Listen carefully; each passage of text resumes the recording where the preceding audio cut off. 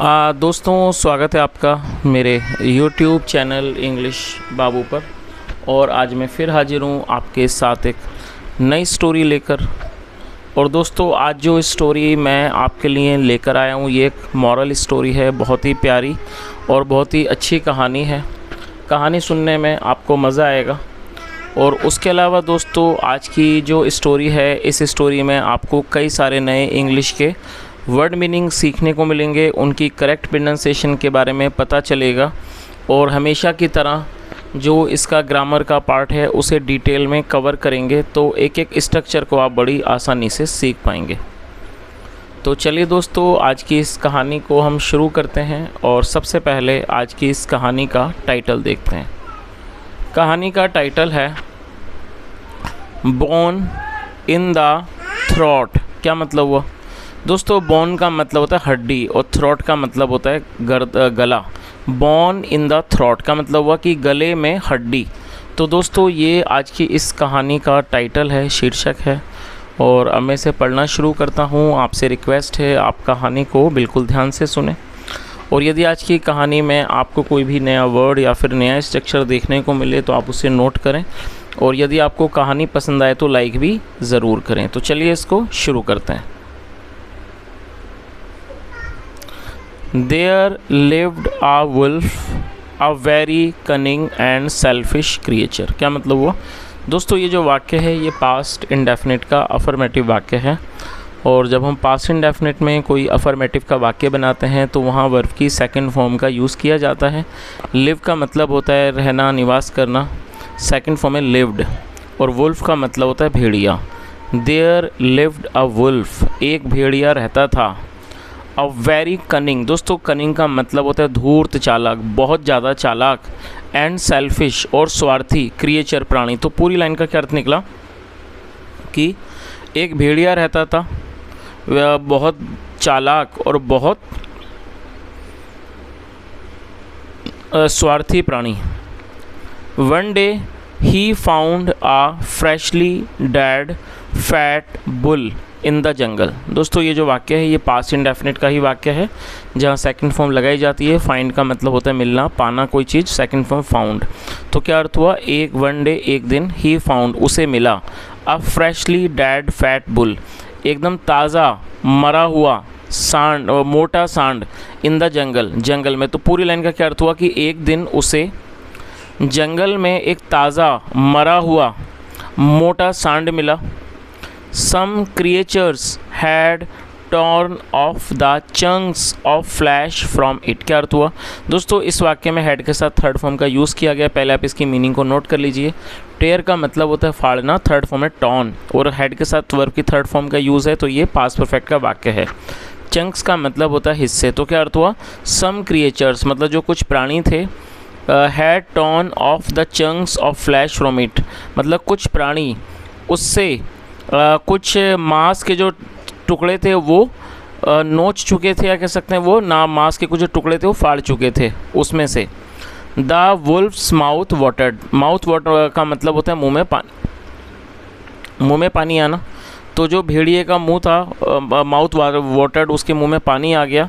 At the site of red flash, मतलब red flash का मतलब होता है लाल मांस। मतलब ये जो लाल मांस का ये जो दृश्य था उसे देखकर उसके मुंह में पानी आ गया। आगे देखिए।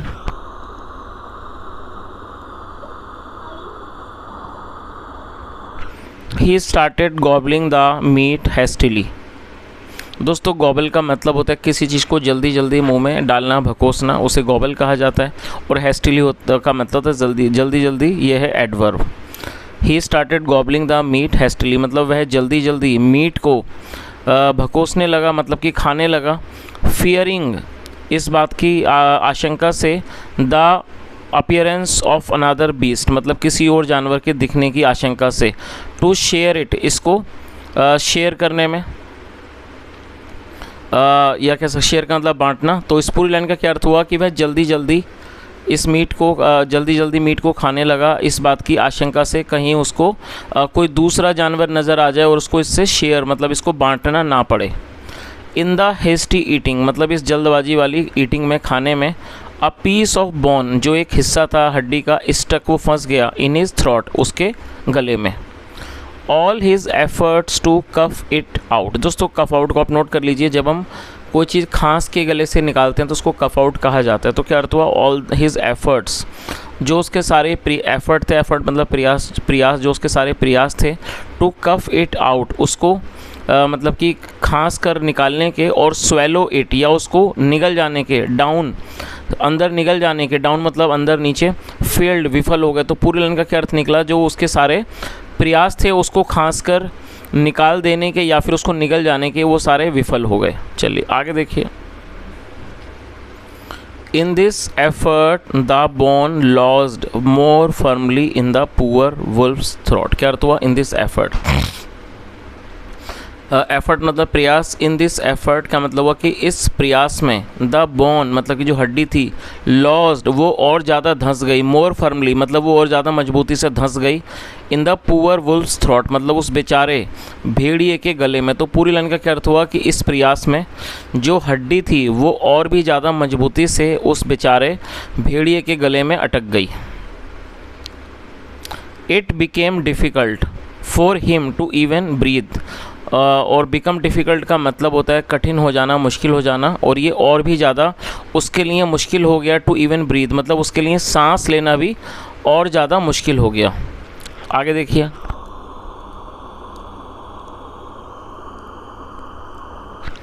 If something was not done quickly the bone could kill the wolf. क्या अर्थ हुआ, और दोस्तों क्विकली का मतलब होता है जल्दी से, तो ये एडवर्ब है। If something was not done quickly, अगर कोई भी, अगर मतलब अगर कुछ जल्दी से नहीं किया जाता, the bone could kill the wolf, जो हड्डी है वो भेड़िए को मार सकती थी। He then remembered the crane, crane का मतलब होता है सारस, और रिमेंबर मतलब याद आना, second form remembered. He then remembered the crane, फिर उसे सारस याद आया, दैट लिव्ड जो रहता था, on the near by river bank, जो नज़दीकी, रिवर बैंक का मतलब होता है नदी किनारा, जो नज़दीकी नदी के किनारे पर रहता था। आगे देखिए।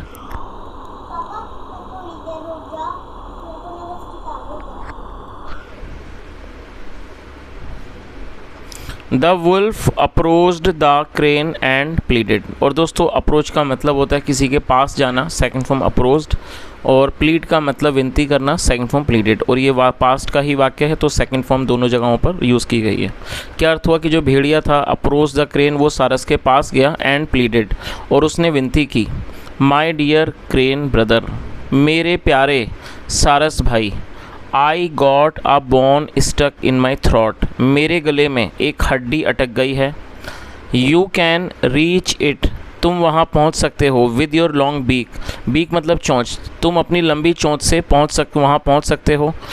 यू कैन रीच इट मतलब तुम उस तक पहुँच सकते हो, विद योर लॉन्ग बीक अपनी लंबी चोंच से, एंड ब्रिंग इट आउट और इसे बाहर ला सकते हो। और दोस्तों ब्रिंग मतलब लाना और आउट मतलब ब्रिंग आउट बाहर लाना। तो पूरी लाइन का क्या अर्थ निकला, उसने क्या कहा कि मेरे प्यारे सारस भाई, मेरे गले में एक हड्डी फंस गई है।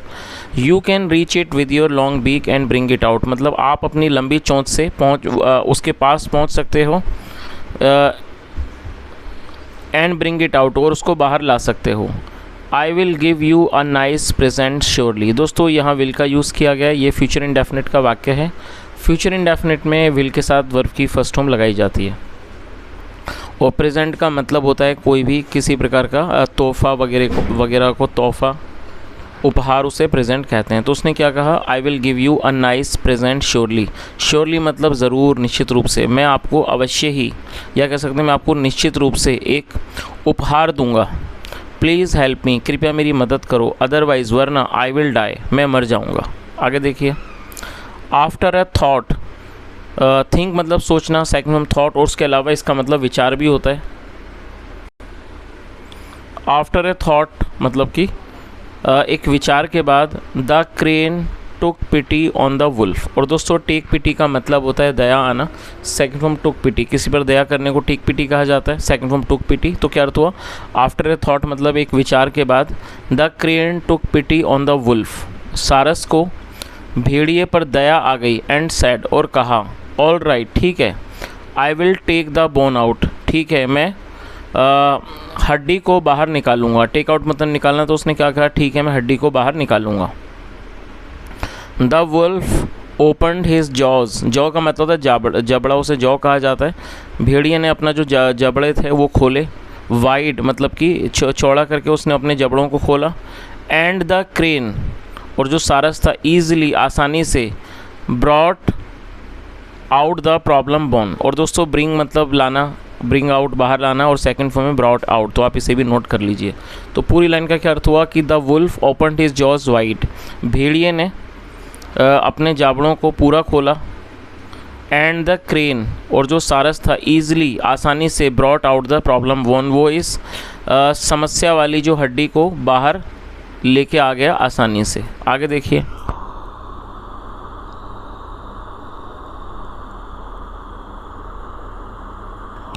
The wolf heaved a sigh of great relief. Heave a sigh का मतलब होता है राहत की सांस। तो क्या अर्थ हुआ, जो भेड़िया था, हीव्ड a sigh of great relief, उसने एक बहुत, रिलीफ का मतलब होता है राहत, उसने एक बड़ी राहत की, उसने सांस भरी, सांस ली। नाउ अब, give me the present you promised, अब आप मुझे वो तोहफ़ा दो, यू प्रोमिस्ड, जो आपने वादा किया। द क्रेन डिमांडेड, डिमांड का मतलब मांग करना, सेकंड फ्रॉम डिमांड, जो सारस था उसने मांग की कि अब मुझे जो आपने वादा किया था वो उपहार दो। आगे देखिए,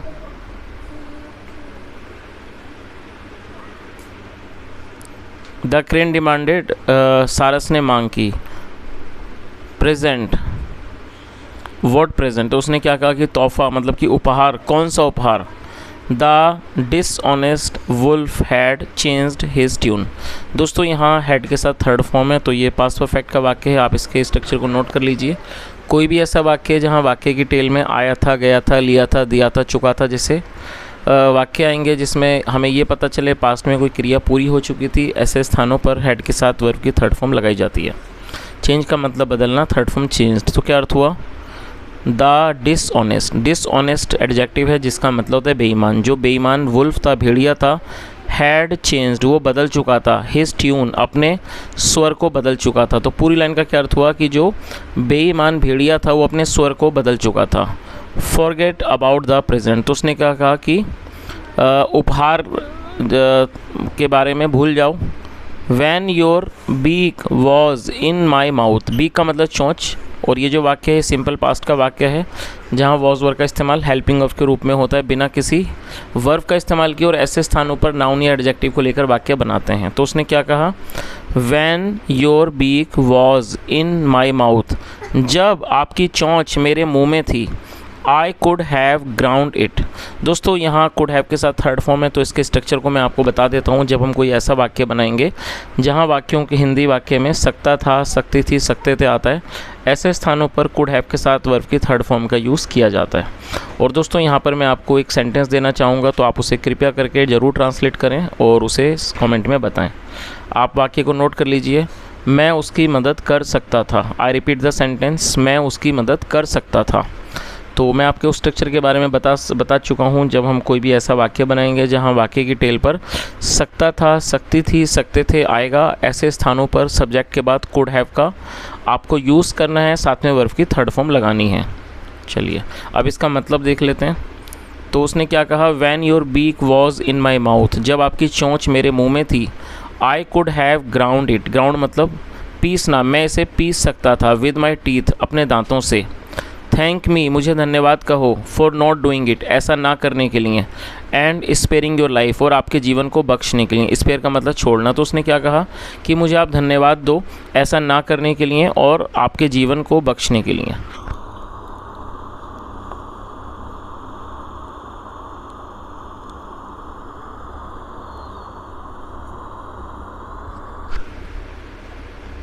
and before the crane could react, और इससे पहले कि जो सारस था वो कोई प्रतिक्रिया करता, the wolf had dashed away, जो भेड़िया था वो वहाँ से भाग चुका था।